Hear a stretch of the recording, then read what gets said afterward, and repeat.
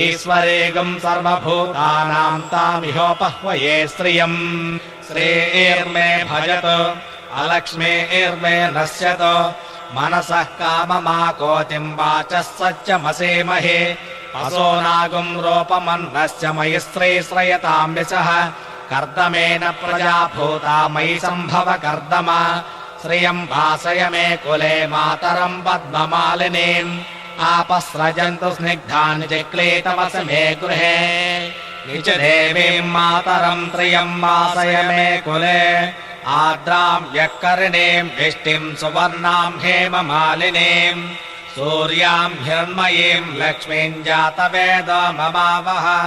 आर्द्राम् पुष्करिणीम् पुष्टिम् पिङ्गळाम् पद्ममालिनीम् चन्द्राम् हिरण्मयीम् लक्ष्मीम् जातवेदो ममावह ताम आवह जातवेदो लक्ष्मी